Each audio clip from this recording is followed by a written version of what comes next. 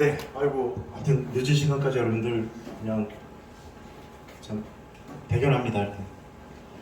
저희도 지금 모의고사 기간이고요. 지금 현장에서 시험 준비하느라고 엄청 예민하고 막 불안해해서 하는 친구들하고 지금 수업을 하고 있는데, 제가 1학기 때 또 요청을 받았었어요. 동국대에서 와달라고 했는데 안 갔습니다.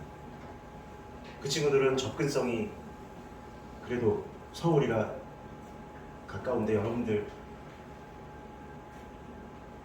보고 싶었습니다. 네. 진짜로. 그래서 큰 마음 먹고 여러분들 진짜 만나러 도움도 주고, 진짜 도움도 주기 위해서 시간 내서 한 3시간 40분, 4시간 좀 안 되는 시간 걸려서 내려왔습니다. 여기서 좀 많은 걸 얻어 가셨으면 좋겠습니다. 자, 이번 시간에는 이제 사전 질문 나왔던 거 플러스 아까 중간에 말씀드렸던 거 빼고 여러분이 12개의 질문을 던져주셨는데, 그 중에 이제 설명을 좀 드리고, 부족하거나 여러분이 조금 더 알고 싶은 내용들을 자유롭게 또 질문해 가시면 필요한 내용 좀 설명해 드리겠습니다. 먼저 아까 이제 교수님이 말씀해 주셨는데요. 일단 이 질문에 대해서 요즘 고시 추세는 이제 어떻게 진행되어 가는가라고 질문해 주셨는데, 제가 드릴 말씀은 이론 플러스 적용이에요. 적용할 수 없는, 그러니까 이론만 달달 외운 친구들을 원하지 않는 거예요. 그러니까 친구들이 바로 학교에 들어와서 현장에서 바로 아이들하고 상호작용하면서 수업을 할 수 있도록, 이론만 가지고는 안 되고 시험 문제도 그걸 바로바로 적용할 수 있는가, 실제 이해, 이것들이 이제 상당히 추세고요. 역시 독해력을 묻습니다. 그러니까 단순 암기로는 어렵다. 그래서 이렇게 생각하시면 돼요. 여러분들 슈퍼스타 K 이런 거 아시잖아요. 예전에 막 이렇게 심사관들 앉아 있고 누가 나와서 어떤 공연하면 당신을 우리 뽑겠습니다라는 것처럼 여러분이 거꾸로도 생각을 해보셔야 돼요. 우리가 학습자로서만 바라보는 게 아니라 어떻게 하면 뽑힐까도 있지만, 뽑는 사람은 어떤 사람을 원할까? 지식을 어떻게 융화시키고 어떤 사고력을 가진 사람을 원할까를 생각하시는 게 가장 빨라요. 그거의 기준에 맞는 사람들은 대체로 합격을 하게 됩니다. 그래서 항상 수험자의 입장으로만 생각하지 마시고, 뽑는 사람의 입장에서는 어떤 사람들을 원할까? 선생님으로서, 교사로서 이렇게 생각하는 게 문제로화된다는 거. 두 번째는 최근 임용에서 자주 나오는 주제나 문제가 무엇인가요? 너무너무 중요한 부분입니다. 이걸 좀 썼으면 좋겠는데 그냥 말씀을 드릴게요. 쓰세요. 주장, 아주 단순해요. 주장 플러스 근거 플러스 이유, 이겁니다. 이걸 할 수 있는 사람. 왜냐하면 문학작품 같은 경우에 보기를 주기도 하고 밑줄을 주기도 합니다. 그럼 요즘에 찾아 써라는 문제가 조금 많아지긴 했어요. 찾아 써라 추세. 이유가 있습니다. 이것도. 왜? 채점이 너무 힘든 거야. 출제자들도 요령이 생긴 거예요. 빨리빨리. 왜냐하면 이게 논란의 소지가 너무 많고, 공개 안 하죠. 답안지 공개 안 합니다. 근데 그런 요구가 굉장히 많아요. 왜? 내 채점이 어떻게 되는지 확인할 수가 없습니다. 여러분들 나중에 시험을 친 다음에 시험이 다 끝나고 교육청에 내 답안지를 보러 갈 수 있어요. 근데 그 답안지에는 아무 표시도 안 돼 있습니다. 채점을 어떻게 하냐면 여러분의 답안지를 스캔을 합니다. 스캔된 걸 가지고 그 화면 위에다가 채점을 하셔요. 현직 교사들이. 그러니까 여러분이 가서 아무리 들여다봐도 이건 0.5, 이건 1이라고 확인할 수가, 뭘 틀렸는지 맞았는지도 확인하기가 어렵다. 그러면 해야 될 일은 뭐냐? 묻는 시험 문제는 뭐냐? 이 밑줄 쳐놓고 이게 무슨 말이야를 물어요. 너 주장을 대봐요. 그게 주장입니다. 네가 생각하는 걸 써봐. 그 다음에 뭐냐? 플러스 근거가 뭔데? 왜 그렇게 생각하는데? 이렇게 묻습니다. 그러니까 사고과정, 이런 분석력, 독해력, 사고과정을 갖지 못하면 외운 걸 쓰고 나오는 경우도 있어요. 근데 틀려야 돼요. 왜? 문제에서 보는 맥락과 틀리기 때문에. 그래서 가장 많이 묻는 건 뭐냐? 우리 화법, 독서, 작문의 용어입니다. 논증이에요. 논증하라. 주장 플러스 근거 플러스 이유. 가장 많이 나오는 문제입니다. 그러니까 평소에 그렇게 공부하셔야 돼요. 이건 왜 그러지? 이건 난 이거라고 생각해. 근데 여러분 해법 자체부터 열잖아요. 그럼 뭐만 있죠? 빨간색, 파란색 글씨로 결과만 있어요. 우리 해법 보신 적 있죠? 그럼 작품 시 밑에 파란색 글씨로 이건 뭐야, 이건 뭐야, 이건 결과입니다. 우리가 결과를 외워요. 그리고 공부했다고 생각해. 근데 시험에서 뭘 묻냐? 왜 그렇게 생각해? 를 서술하시고. 평소 이 사고 과정이 되지 않으면 답안을 쓰기는 어렵다.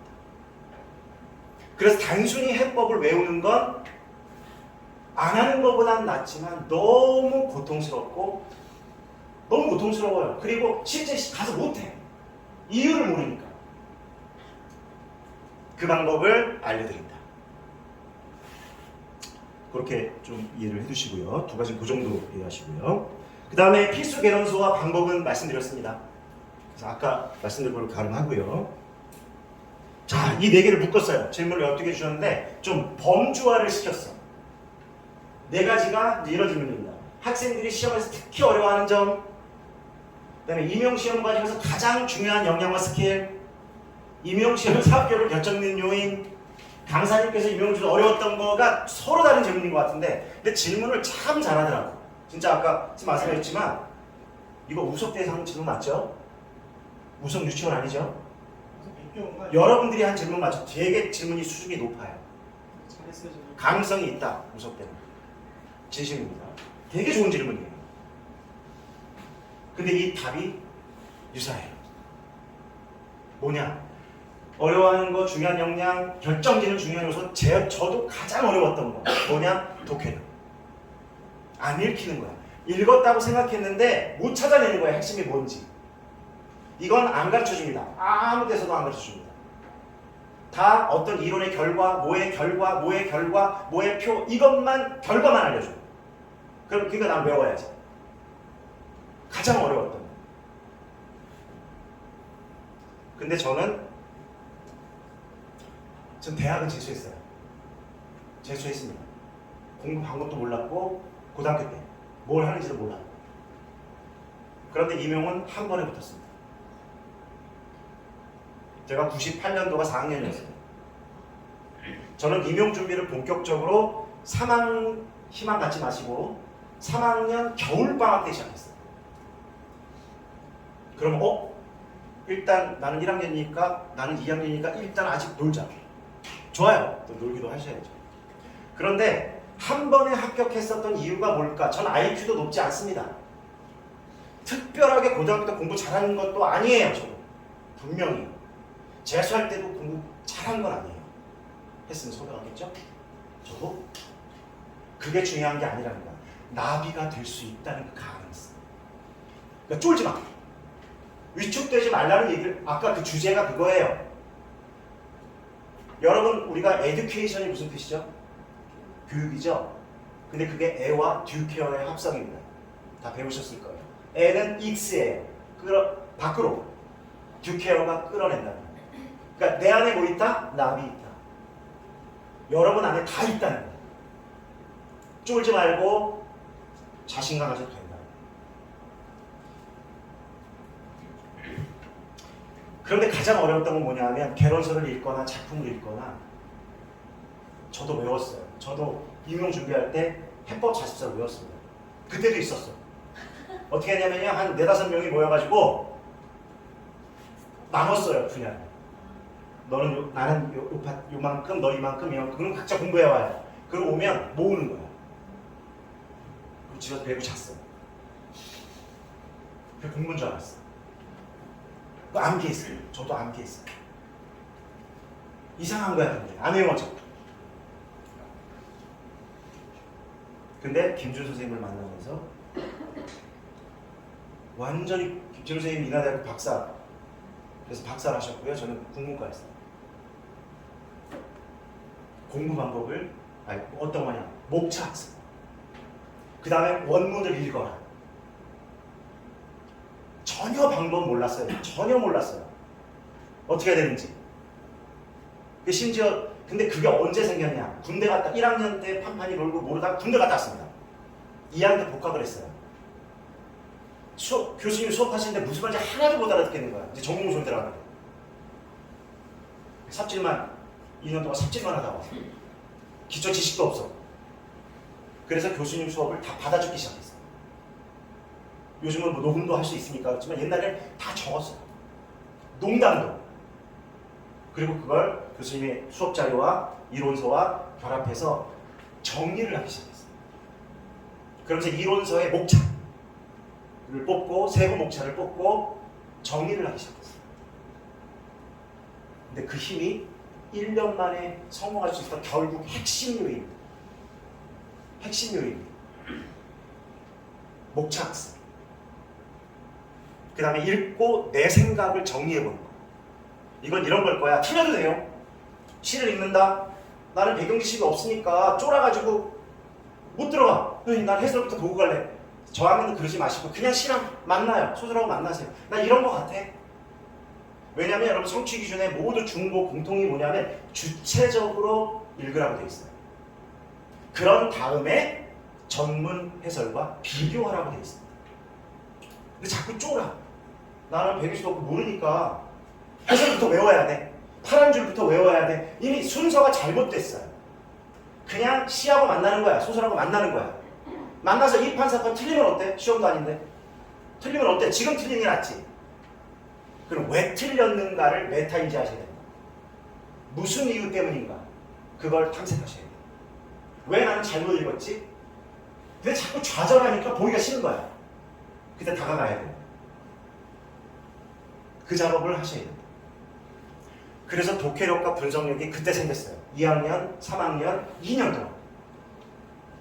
학과 공부를 하면서. 학과 공부 열심히 하셔야 돼요. 그러니까 1학년 분들은 학과 공부 열심히 하셔야 돼요. 열심히 하셔야 됩니다.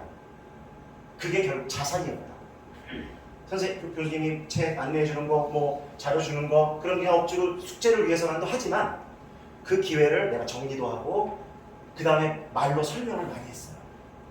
그때 대학교 때 친구들 이제 과목을 좀 나눠가지고 나는 뭐 의문문 할 거야. 공부해요. 그러고 내가 설명을 해준 거야. 그때 했어. 2학년 때. 나도 모르게.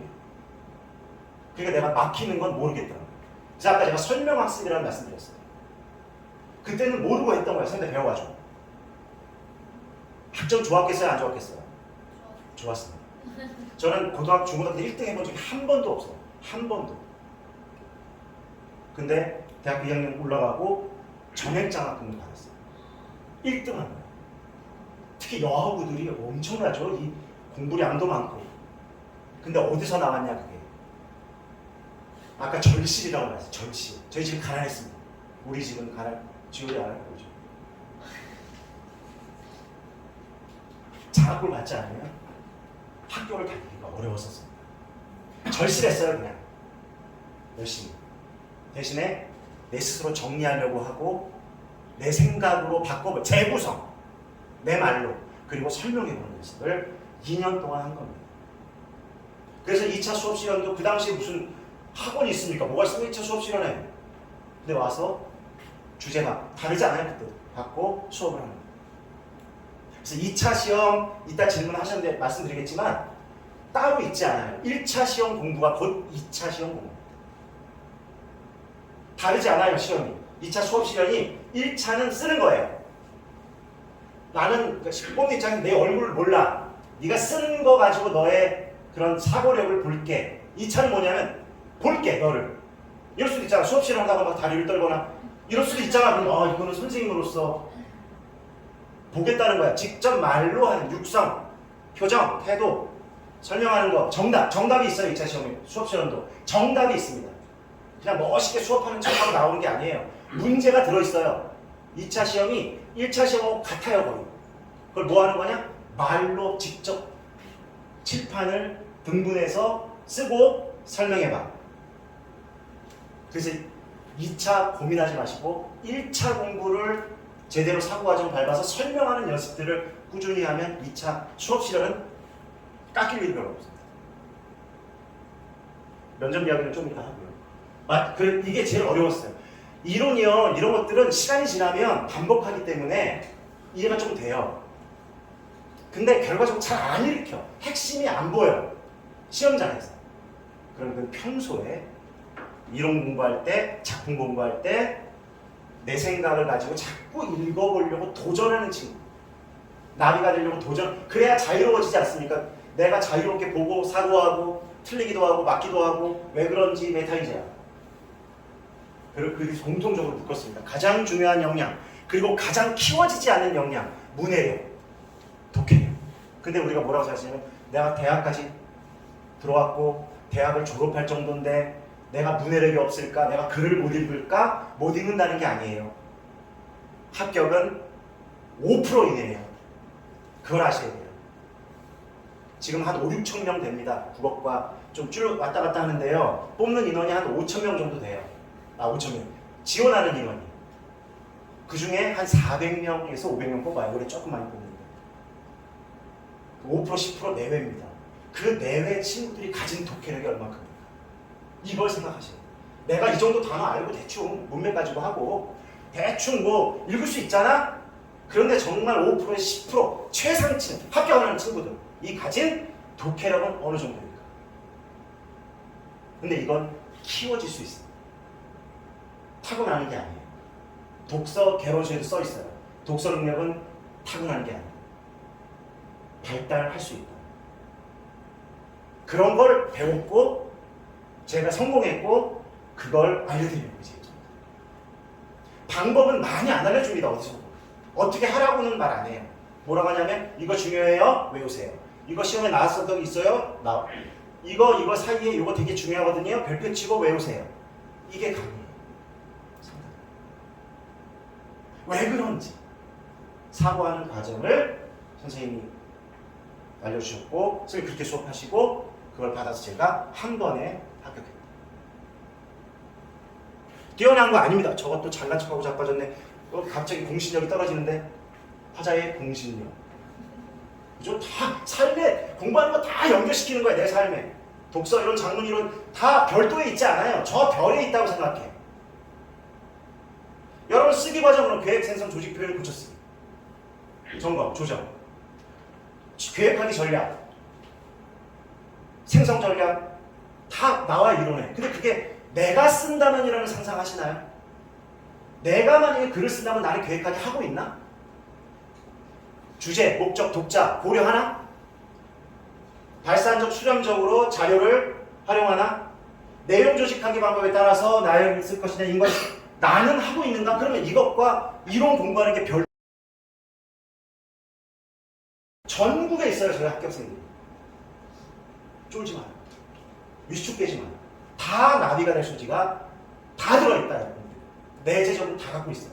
방법을 모를 뿐이고 시도 안 하고 반복적으로 안 했겠지만 또 어떤 친구들은 그걸 많이 못했을 뿐입니다. 그래서 작은 성공 경험들을 쭉 가져라. 그렇게 좀 말씀을 두 가지 또 나왔네.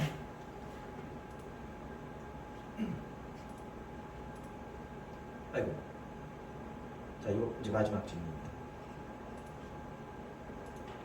아이고, 안 없어져. 자, 마지막 질문인데요. 2차 면접에서 주의할 점. 네, 되게 앞서서 되게 하여튼 미래로 가는 것 같아요. 우석 때는.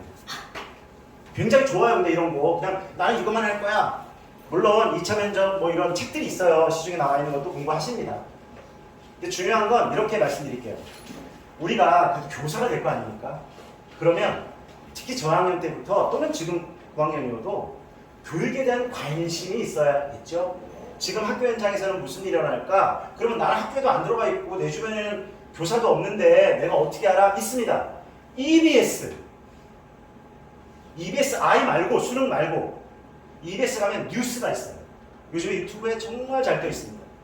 그러면 지금 일어나고 있는 아주 짧아요. 뭐 5분짜리 지금 일어나고 있는 어떤 문제를 또는 뭔가 바람직하게 하고 있는 것들 세계의 교육은 어떻게 되고 있는지 그 다음에 개간 우리 교육 봄, 여름, 가을, 겨울 4번에 나오는 우리 교육이라는 잡지도 여러분 도서관에 가면 있을 거예요. 사지 않아도 됩니다. 그런 데서 관심을 우리가 다른 일을 할 게 아니라 교사가 되려고 여러분 이과에 왔고 어떤 마음을 갖고 있을 겁니다. 그러면 요즘에는 정말 환경이 좋잖아요. 인터넷 환경이 좋아서 여러분이 요즘에 어떤 일이 일어날까를 몇 개만 쳐보면 그러니까 우리가 중에 이 AI 시대 프롬프터 어떤 질문을 교육, 학교, 중학교, 고등학교 현재 뭐 문제 이런 것들을 자꾸 조합해서 하다 보면 좋은 정보들, 지금 학교에서 겪고 있는 문제, 교사, 학생, 학부모, 그 다음에 어떻게 실천하고 또 해결하고 있는지 여전히 해결, 이게 2차 면접에서 주로 묻는 문제입니다. 물론 나중에 이제 지역교육청이 결정이 되면 지역교육청, 뭐 전북이면 전북 교육청에 들어가서 그건 나중에 해도 돼요. 4학년 이제 시험 볼 때 직전에 한 달 정도 시간 있거든요. 1차 끝나고 그때 시책이라든가 그건 그때 보면 돼요. 근데 결국 무슨 책을 보냐가 아니라 나는 교육에 관심이 있는가? 내가 들어갈 중학교, 고등학교 아이들에 대한 관심이 있는가? 그거 하려고 하신 거잖아, 평생. 그러면 뉴스도 찾아보고 신문도 교육신문도 있어요. 찾아보시고 EBS 찾아보시고 뭐 교육 대기자 이런 기사인데 뭐 유튜브 이름이 교육 대기자야. 한 40만 명 정도 되면 믿겠죠? 그 구독자가. 그러면 여러 가지 다양한 교육의 문제, 해결 방법 이런 것들을 소개하고 있습니다. 요즘 너무 좋아졌어요. 세상이. 그 관심을 학교에 있을 때부터 가졌으면 좋겠습니다. 갑자기 1차 시험 끝나고 면접 준비해야 돼. 참 그럼 다 알아요. 면접관. 어디 가서 배우고 외우고 책을 외운 거를요. 제가 현직에 있었기 때문에 지금 학교 현장에 장학관, 장학사 동기들 많아요. 이게 와서 이제 심사를 해보면 뽑고 싶지 않다는 거야. 앵무새. 똑같은 질문지 같은 거 외워가지고 스터디하고 와서 자기는 이제 열심히 했죠. 던지면 점수를 주기가 싫대요. 근데 어떤 친구들을 아느냐? 오랫동안 관심 가졌고 그 친구들은요. 이렇게 얼버무리 여러분들을 마치 멋지게 유려하게 말하면 점수가 아니에요. 막 어설퍼도 아니 낯선 분 앞에 앉아가지고 질문을 받고 대답하 그거 거꾸로 해보세요. 그러면 이렇게 막 어려운 질문을 그러면 장학사님은 뭐라고 생각하세요? 거꾸로 던지면 안 돼요. 실제로는. 당신도 해결 못했잖아요. 그걸 왜 나보라 해결하라고 그러죠? 사실 본인들도 답이 없어. 없는 게 많아요. 그럼 딜레마 질문들이 많습니다. 그건 결국은 정답을 요구하는 게 아니에요. 면접은. 여러분이 학교에 와서 이런 딜레마에 부딪힐 겁니다. 그럼 어떤 관점으로 어떻게 합리적으로 학생과의 갈등 문제, 교사와의 갈등 문제, 학부모와의 갈등 문제를 어떻게 해결할 건가를 한번 묻고 싶은 거야. 근데 다들 보는 책이 똑같아. 무슨 면접 레시피 다 외워 그거. 한 달밖에 준비 하나도 안 했으니까 거의 그렇게 해요.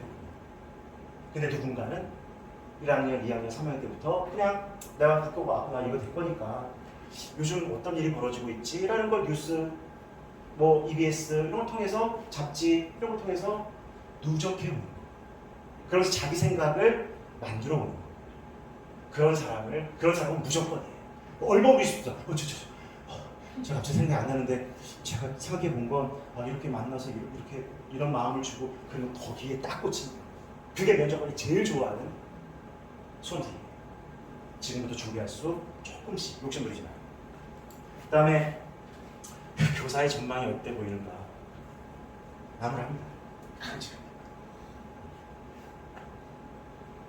제일 첫 번째는 뭐냐면 AI가 이제 어찌됐건 여러 형태로 그러면 여러분 지식을 아무리 많이 머릿속에 있어도 소용이 없어요. AI, 챗GPT는 당할 수가 없거든요. 그러면 얼마든지 대체 가능한 거야. 그럼 무슨 능력을 가져야 될까요? 선생님들은? 독보적인 능력. 대체 불가능한 사람. 나를 AI가 대체 못해야 돼. 그러면 아까 계속 말씀 무슨 능력? 눈의력.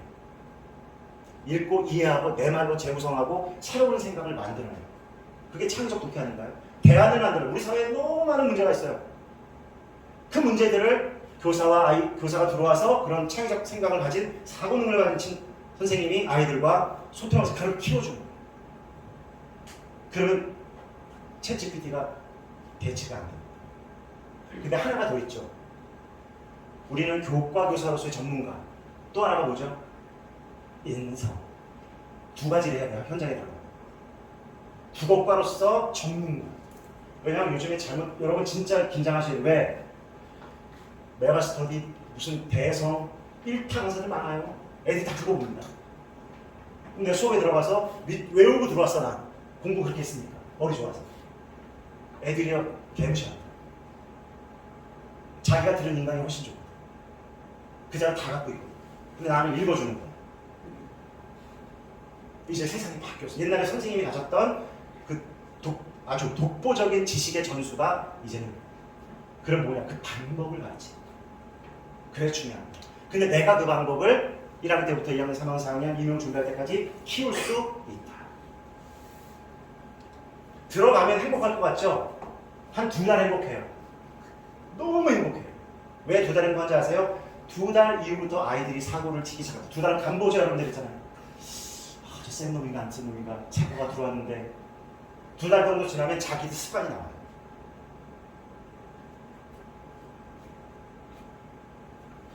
전망은 쉽지 않아요. 근데 좋은 점도 있어요. 예전에는요 무조건 일괄제였어요. 그러니까 교감이 딱 부장들하고 딱 붙잡고 전부 이렇게 다 그렇게 불러요. 그 옛날 형태입니다. 저 있을 때 학교에 1반, 2반, 3반, 4반, 5반이 똑같아요. 야자하면 다 해야 되고. 근데 저는 보냈어요. 불 끄고. 야 오늘은 가라다. 우리 반만 불 다 꺼져. 교장이 이제 이사 돌아. 여기도 돌고 저기도 밖에 돌다가 우리 반 불 꺼져 있다. 난리가 나는 거죠. 그 정도로 강압적이고 일제시 강압적. 그게 뭐죠? 시가 있죠? 하급반 김명수의 하급반 교과서. 아니요 하면 모두 아니오라고 읽는다. 예라고 하면 모두 예라고 읽는다. 그런 때였어요. 근데 존경을 받았어요. 아이들이 되게 좋아했어요. 제가 갔을 때 누구야 저기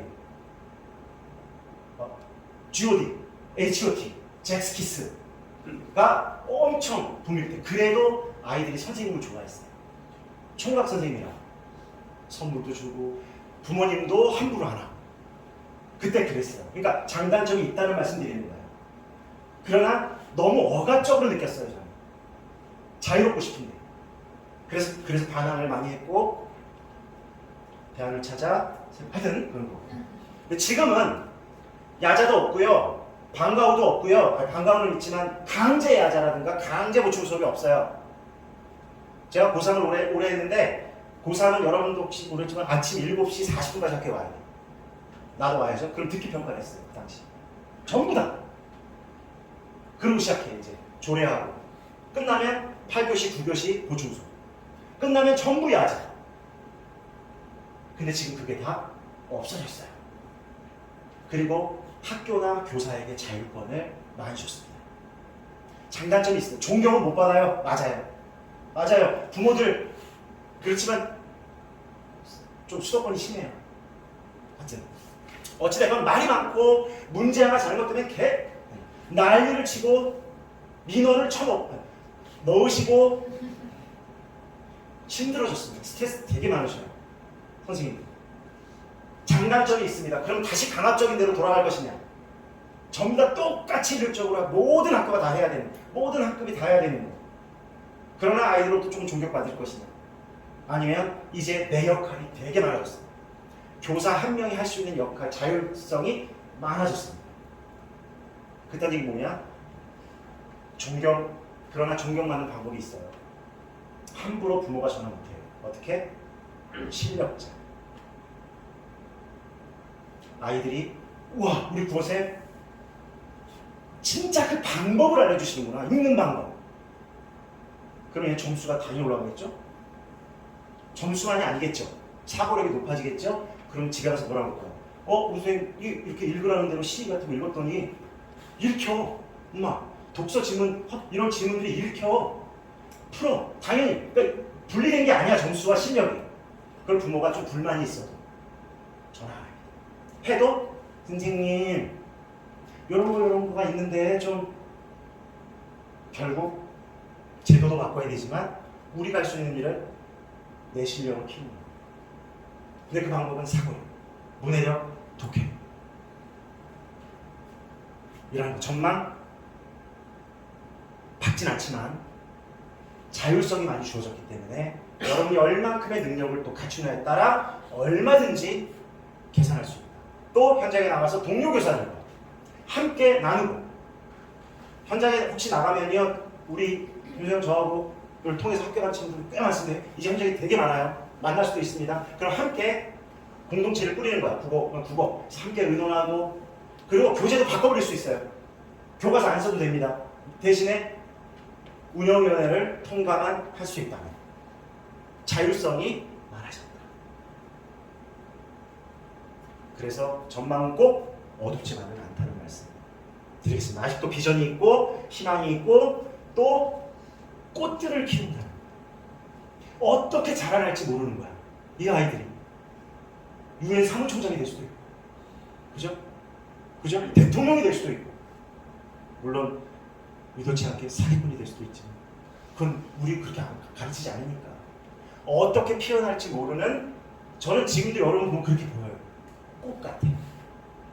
어떻게 피어나서 학교 현장에 가서 어떻게 아이들과 함께 성장하는 친구들이 될까? 기대.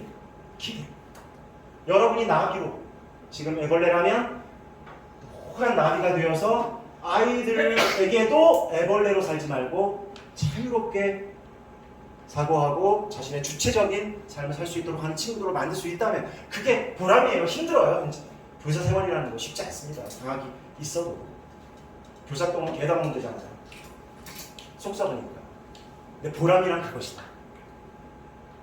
정말 그냥 평범하고 조금 부족해 보이는 듯 뭔가 별 특별한 것도 없다고 생각했던 친구들에게 제공했을 때 그 아이들이 점점점 자라서 자기만의 꿈을 찾아가는 그런 사명감을 가지고 공부를 하시면 의미도 생기고 내가 왜 이 일을 하려 할까? 그렇지. 나도 성장하고 현장에다 30년 동안 애들 인원은 줄어들겠지만 최소한 1000명, 2000명의 아이들을 만날 겁니다. 9번은 하여튼 인원이 줄긴 하겠지만 과거로 따지면 한 4반에 120명씩 상황은 다르지만 10년만 해도 1100명 아니에요. 그 아이들이 어떤 꽃으로 노란 꽃, 파란 꽃 큰 각색의 어떤 모습으로 피어나는, 그래서 세상에 기여하는, 너무 멋지지 않습니까? 그런 꿈을 꼭 잃지 마시고 쫄지 마시고 이렇게 나머지 시간들 보내주셨으면 좋겠습니다. 네, 우리 질문에 대해서는 조금 그러면 하나 더 있었어요.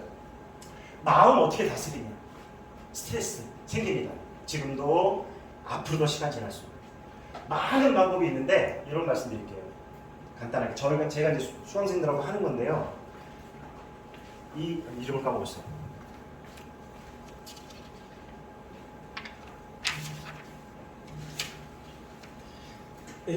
다이돌핀이라는 게 있는데 다이돌핀 들어보셨나요? 다이돌핀. 엔돌핀을 들어보셨나요? 엔돌핀. 뭔가 스트레스를 해소해주고 기분을 좋게 만들어주고 하는 그 호르몬이 엔돌핀입니다. 근데 최근에 발견된 다이돌핀은 엔돌핀의 4000배의 힘을 가지고 있다. 4000배나 높은. 근데 그건 어디서 나오느냐? 감사에서 나옵니다. 감동을 느끼고 감사하면서. 근데 우리가 보통 감사할 일이 없거든요. 원망할 일뿐이야. 왜 나한테 이래? 송원은 또 길게 말하고 자빠졌는데 제가 좀 나쁜 버릇이 있어요. 졸려 죽겠고 집에는 못 가게.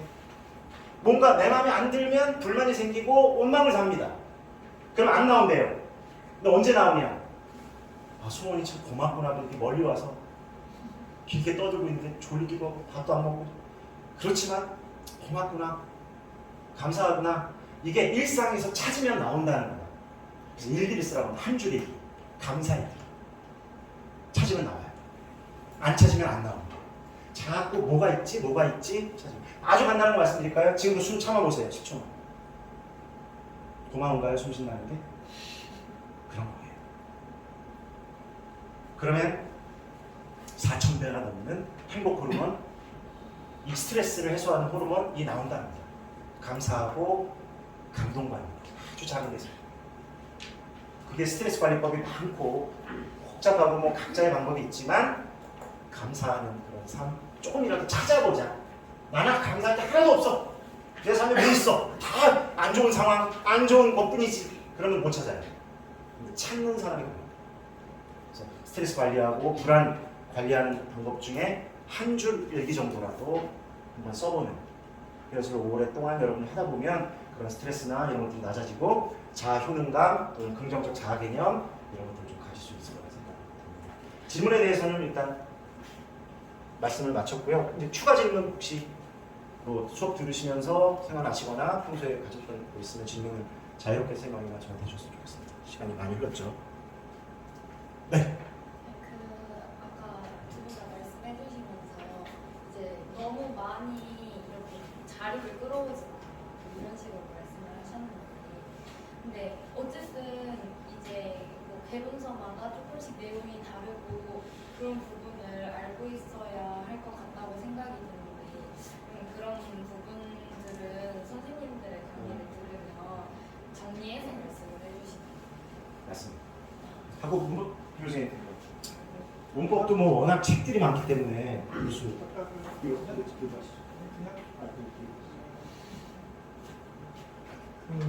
문법도 결국은 목차가 성공의 관건이죠. 그리고 목차를 세울 줄 알면 자료를 우리가 이제 필요하는 자료의 분량이 줄어들죠. 그리고 이제 내가 또 해야 될 일이지만 본인이 만약에 혼자 목차를 작성할 수 있는 능력이 있다면, 그래서 해보고 시도를 하는 과정에서 그렇게 불필요하게 자료들이 많지 않구나라는 걸 스스로 자각하는 순간부터 이제 문법 고수에 관련 밑에 올라서는 순간이니까 목차를 아마 작성을 열심히 하다 보면 자연스럽게 그 많은 분량의 자료가 그렇게 필요하지 않구나라는 생각을 하게 될 거라는 거죠.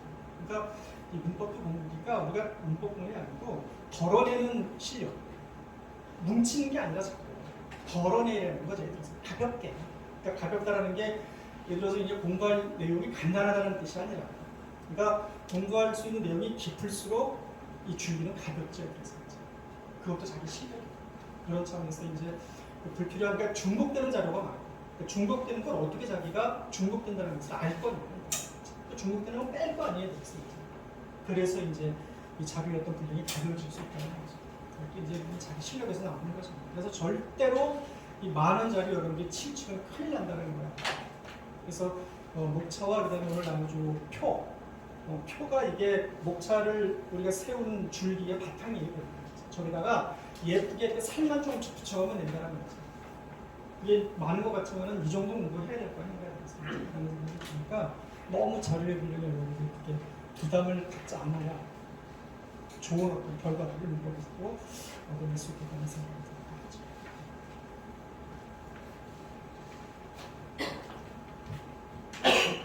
그러니까 뭐 저희가 좀 답변 조금 더 드리고요. 저희가 하는 역할은 뭐냐면 그걸 묶어서 불필요한 것들을 빼고 설명드리는 거고, 말씀대로 혼자 하려면 두 개를 보다 보면 공통점이 생깁니다.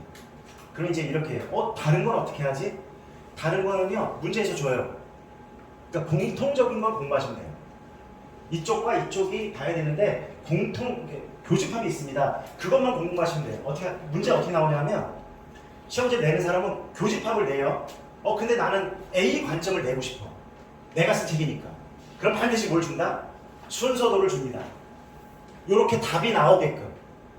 그러니까 우리는 교집합을 공부한다. 개론서 아까 두 개였잖아요. 장문교육은 예를 들어 두 권. 그럼 서로 조금 학자가 다르니까 조금 뉘앙스가 달라요. 근데 공통점이 있어. 보다 보면. 정리하다 보면. 그럼 나머지는 어떻게 하죠? 놔두라는 거예요. 왜? 얘를 알게 되면 이해하고 있는 거예요. 그러면 어떻게 하냐? 이쪽으로 내고 싶으면 이쪽으로 답안을 작성하도록 사다리를 준다는 거예요. 근데 보통 친구들이 세 개를 다 외워야 돼. 교집합도 외우고, 이분의 독특한점도 외우고, 이분의 그러면 할 게 너무 많잖아요. 우리 학자도 아닌데. 대학교 4학년만 딱 졸업하면 볼 수 있는 시험이라는데.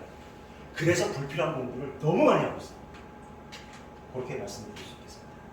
혹시 이제 또 교육학점 때가 시행됨에 따라서 학습자의 학습 방법이나 교수자의 교육하는 활동에 변화가 있을 것 같은데, 이게 이런 사실이 혹시 임용 시험에 영향을 줄 수도 있는지, 그리고 이 영향을 주게 된다면 그 변화의 방향성은 어떻게 될지 견해를 여쭤보고 싶습니다. 그게 현재의 말씀인가요? 이제 앞으로? 네, 앞으로 2025년. 이제 2025년도에 교육 현장의 어떤 모습들이 조금 바뀔 텐데, 네. 그게 우리가 시험을 준비하는데 뭔가 달라지는가? 네. 이렇게 생각하시면 좋겠어요. 우리가 자꾸 트렌드를 따라가고 싶어요. 근데 우리 모델이 아니잖아요. 우리가 패션 업계가 아니잖아요. 우리는 되게 좋은 게 있어요. 생물과가 굉장히 어렵답니다. 생물이.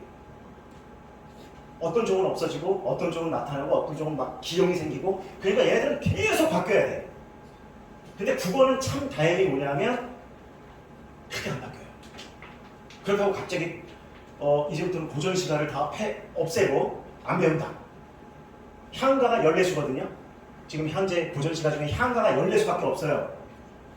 근데 물론 모르지만 앞으로 200편이 발굴이 됐어 누군가. 그럴 일은 내년에는 없다. 앞으로 10년 후까지 없다 그런 일. 그래서 본질, 본말이라고 있잖아요. 본말. 본은 근본이고 말은 끝입니다. 끝을 신경 쓰지 마시고 지금은 본질. 변하지 않는 거. 변하지 않는 게 뭐냐면 우리가 아무리 교육과정 바뀌었다고 해서 화법에서 토론 안 가르칠까요? 그럼 똑같습니다. 토의도 가르치고요. 연설도 가르치고요. 그러면 많이 교육과정 바뀌었으니까 야 이제부터 장문에서는 계획 강의 하지 마. 하면 강의 가든가. 그럴 일 없죠. 독서를 한다. 그럼 어때요? 처음에는 훑어 읽으면서 배경지식 전략을 사용한다. 읽기 전에. 없어지나요? 안 없어집니다. 현대시를 읽어야 한다. 그럼 어때요? 제목 보고 예측하고 화자는 누구야? 제목은 뭐야? 화자는 누구야? 화자는 어떤 처지에 있지? 화자는 어떤 감정을 갖고 있을까?에 대한 질문이 사라질까요? 그래서 국어는 본질에 집중하면 트렌드적이지 않다. 몇 가지가 있기는 해요. 교육과정이 바뀌면 예를 들어 이겁니다. 2025 교육과정에서 예를 들어 장문에서 바뀐 게 하나 이제 바뀌었어 조금. 그동안 딴 화법 독서는 있었는데 장문에다가도 똑같은 거 제가 아까 말씀드렸어요. 주장, 논증이란 뭐냐? 주장, 근거만 얘기했어요. 그동안 교육과정에서는. 근데 이유 플러스 반론에 대한 반박. 이런 것들은 유념하실 부분이 한두 가지 정도 있어요. 거기다가 2015 교육과정과 2022 모두에서 화법에서 새로 들어간 거 말하기 불안. 이런 셈이 있었는데 교과서는 없었단 말이에요. 형식 기준. 이유가 뭐냐? 아이들이 말하기를 불안해한다는 거예요. 학생들이. 그래서 그런 약간 정말 그걸 금방 찾아낼 수 있어요. 그걸 찾아서 도와드리는 거예요. 그래서 본질에 충실하면 아무 트렌드에 교과서가 바뀌었다. 2025 교과서는 이제 고등학교는 교과서 나왔는데 와 그러면 현대시가 없을까요? 소설은 그럼 인물 사건 배경으로 읽지 않아야 될까요? 아무 상관없어요. 그래서 그 트렌드에 심취하지 마라. 본질을 공부하면 다 커버된다. 이렇게 마음 좀 편히 가졌으면 좋겠습니다. 네, 또 혹시 관련 거 있으시나요? 네. 아직은 제가 2학년이거든요. 네. 대단해요. 근데 이제 저학년 때 미리 준비하면 좋은 것들이 어떤 게 있을지 궁금한 것 같아요. 아까 말씀드렸지만 학과 공부 한번 끝내주게 해보실까요? 진짜 수업 듣고 정리하고 선생님 과제 내준 거 뭐 이론 서면 내가 다 정리해서 친구들한테 알려도 주고 친구 없으면은 친구 없을 수도 있잖아요. 인정 갖다 놓고 그럴 수도 있잖아요. 뭐 다 친할 필요 없잖아요. 그럼 인정 갖다 놓고 내가 설명도 해보고 그 연습을 하시는 게 그럼 독해 연습이고요. 혹시 마음의 여유가 되신다면 기본 강의라도 한번 들어보시는 것도 그러니까 이거야. 난 4학년 때 가서 들을 거야. 아니요. 미리 그 방법을 알고 내용을 다 숙지 못해. 이렇게 하는 거구나 정도만 알아도 앞으로 2학년, 3학년, 4학년, 이제 3학년 가는 동안 그걸로 또 준비도 할 수 있거든요. 그래서 1번은 학교 수업이고 교수님들 말을 믿고 그 다음에 교수님들 귀찮게 해라. 그게 중요해요. 귀찮게 해라. 뭐 했으면 해서 공부가 안 되면 그냥 문 닫고 들고 안 열어주면 말고 들어가서 교수님 이거 공부했는데 모르겠습니다. 하셔야 돼요. 물론 우리가 옛날처럼 교무실 가는 거 되게 싫고 그럴 수도 있지만 교무실 없지만 교수실 가서 물으셔야 돼요.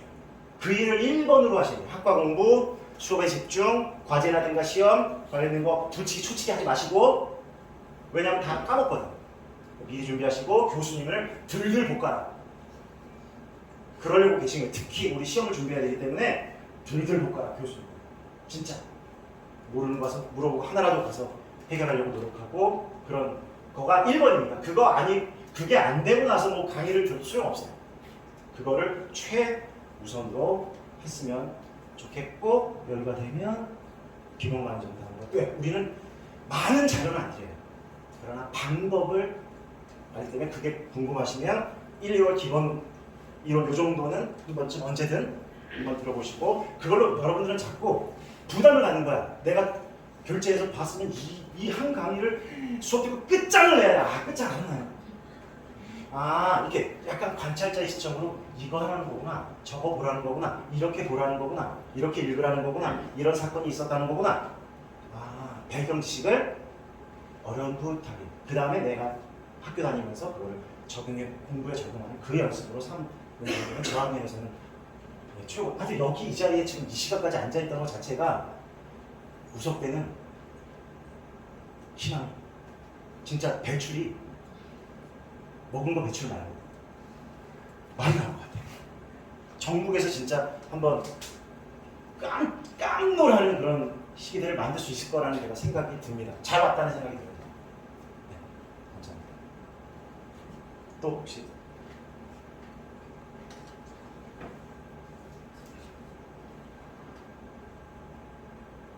제 키 물어보셨대요. 몇 살이에요? 뭐 이런 거 아무거나 질문을 막 던지세요. 네. 저 그런 거 관련해서 질문이 있는데 네. 이 책을 보니까 네. 그 현재 모습에 대해서 되게 살이 많이 빠지셨어요. 저요. 어떻게 하셨는지. 다이어트? 네. 네. 훌륭한 질문인 것 같아요. 제가 당뇨가 있어요. 유전. 그래서 이제 살이 많이 쪘을 때는 한 6kg, 7kg. 그러니까 이제 당 지수가 너무 높아지고 여러 가지 어려움이 있어서 그래서 이제 운동을 시작했는데 뭐 헬스 이런 거는 또 안 맞고 그래서 먹고 20분 이제 여러분들은 잘 모르겠지만 이 혈당 스파이크라는 게 있더라고요. 나이 먹으면 다 생겨요. 그런 게 지금은 건강하니까. 그래서 먹으면 20분 정도에 온대요. 혈당 스파이크가. 그럼 그때 걷습니다.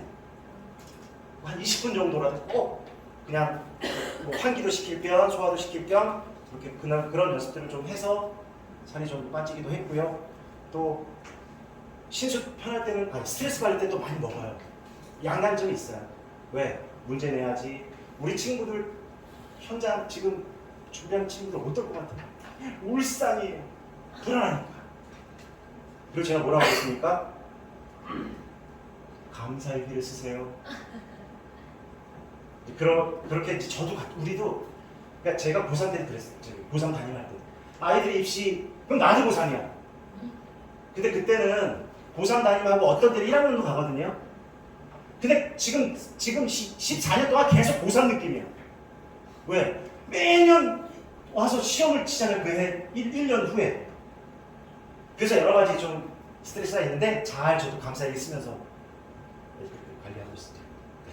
그러니까 살 빼는 방법 한 가지만 이거 얘기해 주고 살이 몇 찌냐면은 음식을 몸으로 먹지 않고 관념으로 먹는 거예요. 그러니까 이제 배는 고픈데 맛은 모르고 먹는 거지. 음식이 맛있으면 살이 안 쪄요.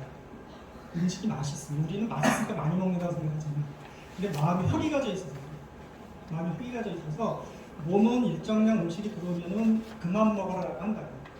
그러니까 이 관념을 만들어 아무리 먹어도 채워지지 않아요. 그래서 먹는 거지. 그러니까 혹시 아무리 먹어도 살이 찐다고 생각이 들거나 얼마나 내 마음이 우울한가 좀 판단해 봐요. 그러니까 마음이 기쁜 사람은 즐거운 사람은 절대로 살이 안 돼. 사람하면 살 안 찌잖아요. 우울해. 고민이 많고 이제. 그러니까 단무지 여러분들 먹을 때 왜 짜장면 먹고 단무지 먹고 밥 먹고 또 넣잖아요. 그러니까 짜장면 먹는 게 아니지 생각으로 음식을 먹는 거지. 그 단무지 반쪽 먹고 났다는 걸 잊어버리는 거야.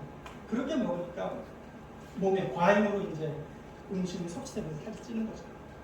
그러니까 그러니까 맛있게 먹는다고 찌는 게 아니니까 절대 음식은 맛있게 먹어요. 맛을 음미하면서 또 맛에 집중하면서 먹지. 근데 보통은 다른 생각을 하고 먹는다. 이거 오늘 내가 어떻게 해결해야 될까? 그리고 먹으니까 한량 없이 들어가지. 그러니까 몸이 거부를 했는데도 불구하고 마구 들어오는 거지. 그러니까 고민이 많거나 우울하거나 잡념이 많거나 이러면은 직방으로 들어오는 전부 다 과잉으로 들어오는 음식은 전부 다 살로 가.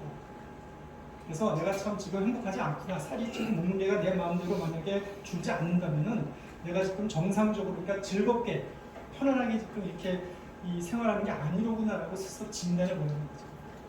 그게 살을 빼는 가장 좋은 방법이에요. 약으로 뺄 수 없는 방법이에요. 참고죠. 질문 선생님한테 이거 들고 하시죠. 책을 보니까는 문학으로 박사학위를 아, 내가 참고해줄게. 여러분들이 내가 답답한 게 대학에 다니면서도 이런 질문을 하잖아요. 문학 박사라는 게 문학 작품 박사가 아니라 글을 연구한다. 여러분들 국어국문학과가 있잖아요. 국어문학과의 국교과정은 국어국문학과 국어는 국어학, 뒤는 문학. 그러니까 국어학을 열심히 1, 2학년 때 해야 3, 4학년 때 문학을 잘 공부할 수 있다. 그래서 국어를 먼저 공부하고 문학을 공부해요. 예를 들어서 이제. 그러니까 우리가 보통 왜 문학박, 그러니까 철학은 철학 박사지 이제. 철학은 책사 보는데 역사도 문학 박사. 국사학 박사는 없잖아. 예컨대. 그래서 문학 박사가 그 문학이 아니라 소설 문학이 아니라 그런 문자 쓰는 문학이라는 거죠. 그러니까 우리가 자꾸 이제 손해야. 야 국어학 박사라고 쓰고 싶어 어느 때는. 그렇게 자랑스러워지는 아니죠. 근데 국어학 박사라는 박사는 없지. 문학 박사, 나는 국어학이지만 전공이지. 그래서 그 국어학을 전공했는데 왜 문학 박사냐는 게 이제 오해 소지가 좀 있을 수 있어서 참고 좀 하는 말이죠. 저 마지막으로 해볼게요. 저그 아까 심리학으로 교육대학으로 네. 있는데 저는 복수 전공을 심리로 하고 있는데 아, 네. 저도 현장에서 학생들이 저에게 고민을 얘기했을 때 제가 너무 잘못 대처해서 아이들이 더 큰 문제로 빠질까봐 공부를 하게 됐던 건데 저는 그걸 공부하면서 와 이걸 내가 일상생활에 쓸 수 있을까? 만약 그 상황이 닥칠 때 쓸 수 있을까? 라는 생각을 하는데 그게 만약에 진짜 전공을 하게 되면 도움이 실제로 되는지가 이제 대학원에서 전공한 게 도움이 됐느냐 또는 이제 지금 부전공을 하는 게 도움이 될까? 됩니다. 다만 우리가 이제 이상적으로 생각하죠. 어떤 아이가 와도 잘 경청해주고 공감해주고 칼 로저스의 인간중심 상담 이론을 배워서 절대 막 직접 상담 안 해주고 들어서 이해해주고 미소 지어주고 해줄 거야. 안 될 때 많아요. 열받는데 벌써 쌓인 게 10개인데 이쁜 짓 한 게 아니라 벌써 10가지에 찍혀서 내는 거야. 근데 걔가 왔어. 근데도 안 돼요. 실패하고 다만 방금 그런 생각을 하시게 된다는 거. 이게 중요한 것 같아요. 저는 학부 때는 그런 상상도 못했어요. 그래서 대단하다는 거예요. 왜? 지금 그거는 뭐 하고 있냐면 생각을 하고 있는 거예요. 내가 아이들 만날 건데 아이들에게 혹시나 뭔가 상처를 주지 않을까 잘못된 이걸 고민한다는 것 자체가 이미 너무 훌륭한 거예요. 저는 4학년 때 아무 생각 없었어요. 애들은 인형 같을 거야. 내가 학교에 가면 인형 눈 이렇게 하고 반짝반짝 그렇게 상상했으니까 갔더니 나를 째려보는 놈, 엎드려서 안 일어나는 놈, 이따가 가출하는 놈, 함께 가출하는 놈, 옆에 친구 치마 뺏는 놈. 나는 너무 그 충격. 그 당시에는 너무 몰랐으니까.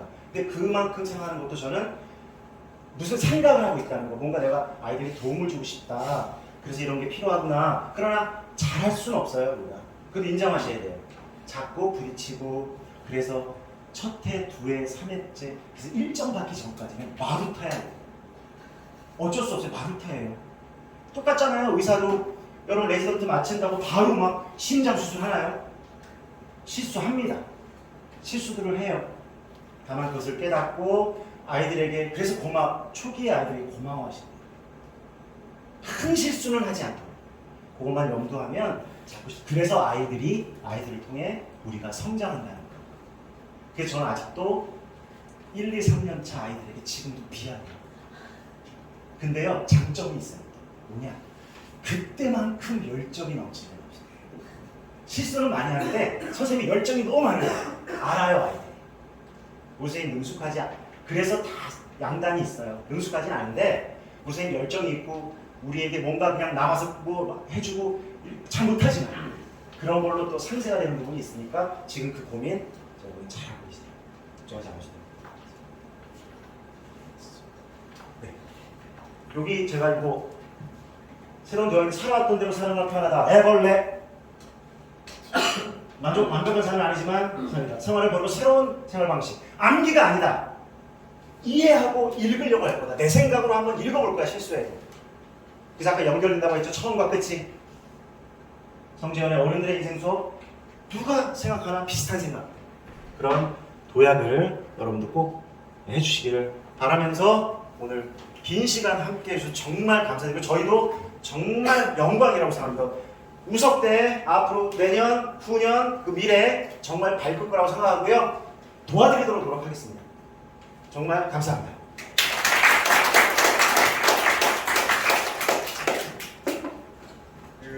저 앞에서 기념이나 한번 할게요. 그럼 가지 마시고 선물 책 드리겠습니다. 가신 분들은 안 드려요. 앞으로 잠깐 나오고 얼굴 안 나오고요. 다 분석좀 할 거니까는.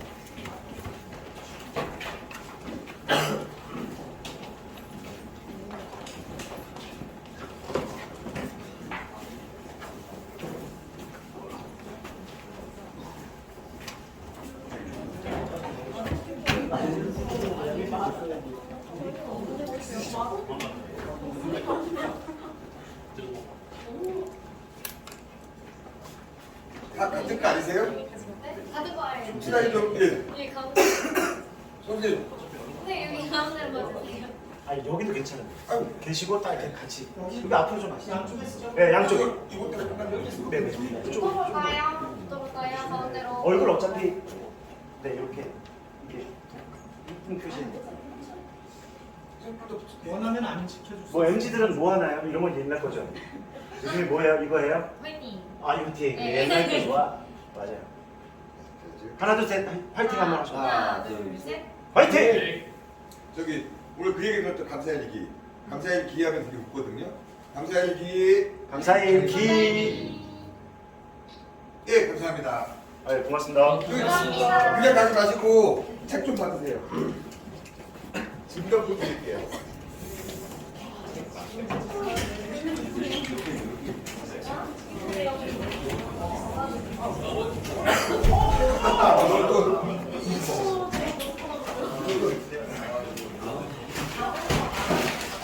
여기 그건 아니에요.